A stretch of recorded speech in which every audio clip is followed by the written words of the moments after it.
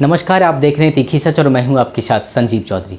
2002 का गुजरात दंगा हुआ था जो कि पूरे देश में फेमस है और सब लोग इसके बारे में जानते होंगे। इसकी सबसे बड़ी विक्टिम जो सामने आई थी देश में, वो बिल्किस बानो केस के लेके आई थी। और बिल्किस बानो का केस में एक नया मोड़ ये आया है कि जो भी दोषी को फिर से रिहा कर दिया गया था, उसको फिर से सुप्रीम कोर्ट सरकार को फटकार लगाते हुए और उसको दोषी करार दिया है।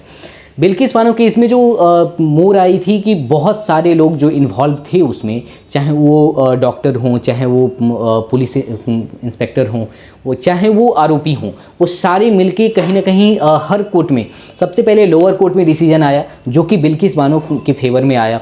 वो फिर हाई कोर्ट गए और हाई कोर्ट में भी बिल्किस बानो के फेवर में डिसीजन आया। वो फिर सुप्रीम कोर्ट गए और सुप्रीम कोर्ट में भी बिल्किस बानो के फेवर में डिसीजन आया। लेकिन हुआ कुछ यूँ, सरकार उनके पास एक ऐसा पावर होती है जिसको वो कोर्ट के भी आदेश को खारिज करके वो माफ़ कर सकते हैं। और यहाँ पे कहीं ना कहीं सरकार की ये दिखती है कि आप या तो शासन व्यवस्था पे और न्याय प्रणाली पे भरोसा नहीं कर रहे हैं, और पता नहीं जो भी ऐसा रीज़न रहा होगा, उन्होंने गुजरात की सरकार ने जो भी आरोपी थे उनको रिहा कर देती है। और हुआ कुछ यूँ कि अभी फिर से सुप्रीम कोर्ट में PIL फाइल हुआ और फिर से उन सभी दोषियों को दोषी करार दिया गया और सरकार को फटकार लगाई गई।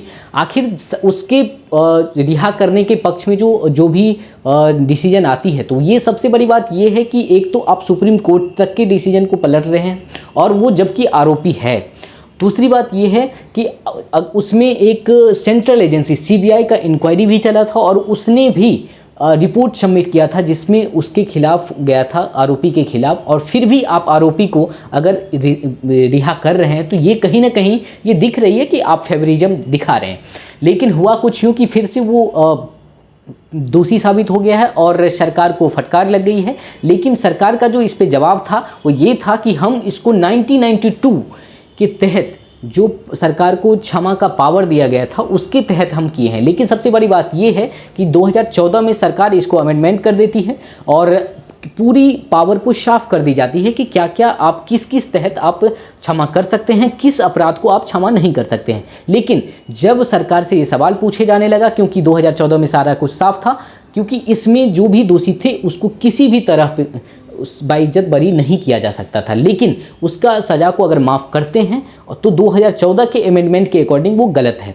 तो सरकार ये तर्क देती है कि मैं 1992 का लिया हूँ और 1992 के अकॉर्डिंग अगर लिए हैं तो फिर 2014 कहाँ चला गया, तो 2014 को क्यों नहीं वैल्यू कर रहे हैं। अगर सरकार की अमेंडमेंट हुई थी तो फिर आप उसको क्यों ताक पे रख रहे हैं। तो ये कहीं ना कहीं सरकार का फेवरेटिज्म दिख रही है। और सबसे बड़ी बात ये है कि बिल्किस बानो बहुत ही सबसे बड़ी, हिंदू मुस्लिम एक अलग चीज़ है लेकिन इंसानियत सबसे बड़ी चीज़ है। बिल्किस बानो प्रेग्नेंट थी, उनकी सामने उनकी पूरी फैमिली की हत्या कर दी गई और साथ में रेप किया गया।